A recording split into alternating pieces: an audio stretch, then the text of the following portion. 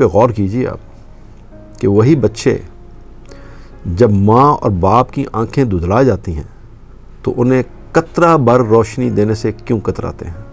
میری نظر میں کئی ایسے واقعات ہیں جب بچوں نے بڑے ہو کر جائیداد کی تقسیم کی فرمائش کی اور ماں اور باپ نے بخوشی تقسیم کر دی،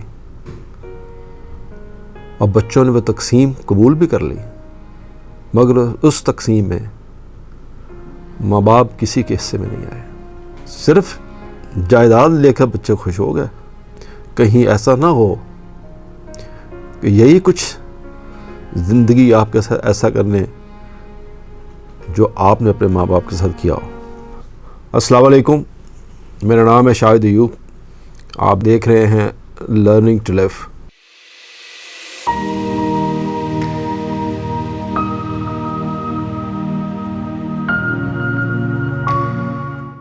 تو آج مدر ڈے ہے۔ ماں کے مقام سے کون انکار کر سکتا ہے؟ ماں جس کے پاؤں کے نیچے جنت ہے۔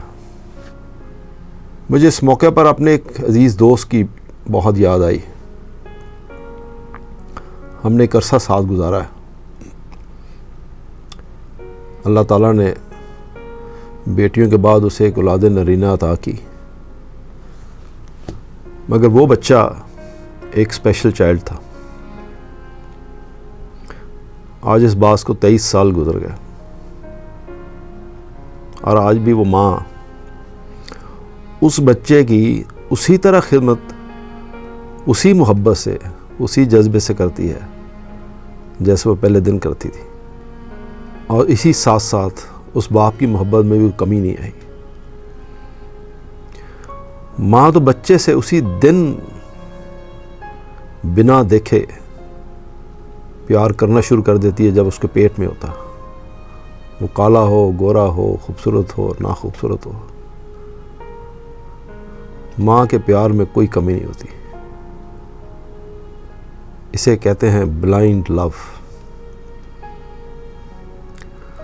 وہ اسی بچے کے حصہ کا سوتی ہے، اسی کے حصے کا جاگتی ہے۔ یاد رکھیں، اللہ اور رسول کے بعد سب سے زیادہ حقوق اگر کسی کے ہیں تو وہ والدین کے ہیں۔ ان کو راضی کرنا یعنی خدا کو راضی کرنا۔ یا میں کہتا چلوں کہ والدین راضی نہیں تو آپ کی یہ باتیں ضائع ہونے کے چانسز بہت زیادہ، بلکہ یقیناً ہو جائیں گی اگر آپ کے والدین آپ سے راضی نہیں یا آپ ان کے ساتھ بدتمیزی کرتے ہیں۔ ایک بار صحابہ نے حضور صلی اللہ علیہ وسلم سے پوچھا کہ ہمارے حسن سلوک کا سب سے زیادہ مستحق کون ہے؟ تو آپ نے ارشاد فرمایا، تمہاری ماں۔ صحابہ نے پھر پوچھا، اس کے بعد؟ تو آپ نے پھر فرمایا، تمہاری ماں۔ صحابہ نے تیسری بار پوچھا، اس کے بعد کون؟ تو آپ نے پھر کہا، تمہاری ماں۔ صحابہ نے چوتھی دفعہ پوچھا، حضرت اس کے بعد کون؟ تو چوتھی دفعہ آپ نے فرمایا، تمہارا باپ۔ تو ماں کے درجے کا حساب اس سے آپ آسانی سے لگا سکتے ہیں کہ 3 دفعہ ماں اور آخر میں 1 دفعہ باپ۔ ماں اور باپ اللہ کی رحمتوں کے 2 روپ ہیں۔ دراصل ماں بچے کے آس پاس اس قدر اور اس طرح زیادہ ہوتی ہے کہ اس کا دکھنا ہی کم ہو جاتا ہے۔ وہ ہر لمحہ، ہر وقت آپ کے پاس ہے۔ اس کی محبت ایک دائرے کی شکل میں آپ کے گرد حصار کے طور پر موجود رہتی ہے۔ بس آپ کو دیکھنا آنا چاہیے، آپ کو اس محبت کو رسپانس کرنا آنا چاہیے۔ یہ سب آپ کے اوپر ہے۔ ماں بچوں کی محبت اور خدمت میں بعض اوقات اس طرح کھو جاتی ہے کہ بچے اس کو دیکھ ہی نہیں پاتے، اور جب دیکھنا چاہتے ہیں اس وقت اس کے بالوں میں چاندنی جھلکنا شروع ہو گئی ہوتی ہے۔ کبھی سوچیں کہ ہم نے اس ماں کو آخری بار آنکھ بھر کر محبت سے کب دیکھا تھا، کب آخری بار اس کے کپڑوں کی تعریف کی تھی، آخری بار کب محبت سے اس کے پاؤں دبائے تھے، کب آخری بار کہا تھا کہ ماں آج تم بہت خوبصورت لگ رہی ہو، آج تم اتنی پیاری لگ رہی ہو، کہ جواب نہیں۔ ماں اگر تمہارا کوئی کام کر رہی ہوتی، یعنی کہ کھانا پکاتی ہے، تمہارے لیے کوئی شاپنگ کرتی ہے، یا کوئی اور چاہت ہے اسے، یا تمہارے لیے کوئی سویٹر بنتی ہے، یا تمہارا کوئی کام بھی کرتی ہے، تو یاد رکھیں کہ یہ سب وہ تمہاری محبت میں تو کرتی ہی ہے، مگر اس میں ایک پہلو اور بھی ہے، اور وہ یہ کہ وہ بھی ایک لڑکی ہے، اور اس کے سینے میں بھی ایک دل ہے، وہ بھی تعریف سننا چاہتی ہے، اور وہ بھی اپنی اولاد کے منہ سے۔ اگر وہ کھانا پکا کر کھلاتی ہے تو کہو واہ ماں، تمہارا جیسا کھانا کوئی پکا ہی نہیں سکتا، یا پھر یہ جو کپڑے تم لائی ہو لاجواب ہیں۔ اس تعریف کا کوئی جواب نہیں، وہ تعریف جو اس کے بچے اپنی ماں کے لیے کرتے ہیں۔ تمہاری نیند پر اپنی نیند کو قربان کون کرتا؟ ماں۔ تمہارے گیلے بستر پر کون سوتا تھا؟ ماں۔ ماں ساری زندگی بچوں کو بڑا نہیں سمجھتی، بھلے وہ 60 سال کا ہی کیوں نہ ہو جائے، مگر یقیناً اس میں ایک اپنا ہی مزہ ہے، اس کا اس سمجھنے کا ایک اپنا مزہ ہے۔ کسی نے کیا خوب کہا ہے، ایک چھوٹا سا نغمہ تھا جو منا مشرف نے گایا۔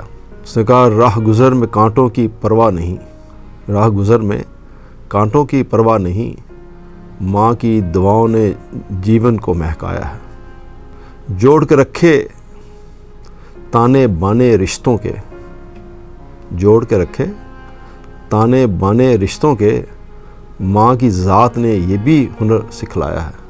سخت چٹانیں پانی ہوتی دیکھی ہیں، سخت چٹانیں پانی ہوتی دیکھی ہیں، ماں کی دعاؤں نے پتھر کو پگھلایا ہے، میری ماں انمول میرا سرمایہ ہے۔ آپ نے غور کیا ہوگا کہ جب تک ماں باپ زندہ ہیں تو وہ سارے رشتے قائم رہتے ہیں، خاص طور پہ ماں، جو بہن بھائیوں کے آپس میں ہوتے ہیں ایک گھر کے اندر۔ لیکن جب بیٹیاں بیائی جاتی ہیں اور ماں باپ نہیں رہتے تو وہ سارے رشتے بکھر جاتے ہیں۔ وہ اکٹھا ہونا، وہ شادیوں پہ یا عید شبرات پہ اکٹھا ہونا، اکٹھے بیٹھ کے کھانا، وہ ایک گھر، وہ سارے کا سارا گھر اس ماں کی وجہ سے قائم ہوتا ہے، اور جب ماں نہیں ہے تو وہ گھر بھی ختم ہو جاتا ہے، ٹوٹ جاتا ہے وہ گھر۔ کبھی آپ نے کسی بچے کو دیکھ کر غور کیا جو کچرے کے اوپر سے کھانا ڈھونڈ کے کھا رہا ہوتا ہے، جس کی ماں نہیں ہوتی، یا کسی یتیم خانے میں زندگی گزار رہا ہوتا ہے اور اپنی ماں کو کھو چکا ہوتا ہے؟ یہ بڑا ہی مشکل کام ہے۔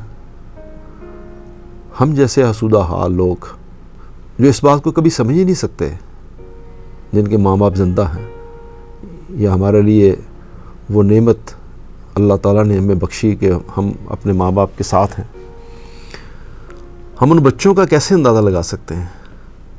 لیکن اگر کبھی ہم لگا سکیں اور ان کو سمجھ سکیں، ان بچوں کے دلوں کو سمجھ سکیں، ان کے دل سے نکلنے والی آواز کو سمجھ سکیں جو وہ اپنی ماں کو یاد کر کے کہتے ہیں، میں آپ کے سامنے پیش کرتا ہوں۔ وہ بچہ کہہ رہا ہے، بچہ جس نے شاید اپنی ماں کو دیکھا بھی نہیں ہے، یا اگر دیکھا بھی ہے تو شاید 1 آدھ سال، وہ کہہ رہا ہے دیکھنی ماں میں بدل گیا ہوں، روٹی ٹھنڈی کھا لینا ماں، دیکھنی ماں میں بدل گیا ماں، روٹی ٹھنڈی کھا لینا ماں، کپڑے میلے پا لینا ماں، کپڑے میلے پا لینا ماں، دیکھنی ماں میں بدل گیا ہوں، سارا غصہ پی جانا ماں،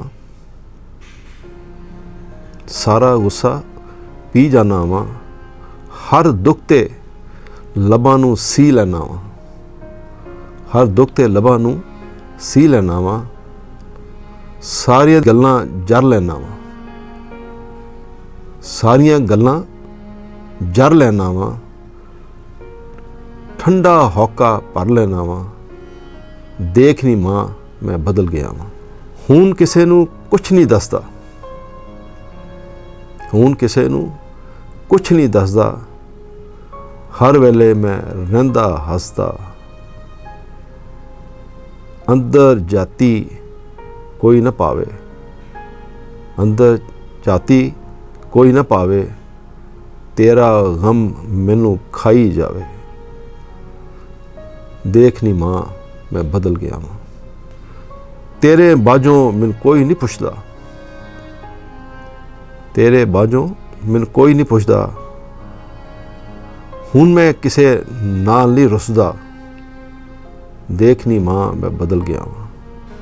ਰੋਟੀ ਠੰਡੀ खा लेना वहाँ, कपड़े मैले पा लेना वहाँ। अब गौर करें उस बच्चे के दिल के से निकली हुई दुख भरी एक छोटी सी नज़म।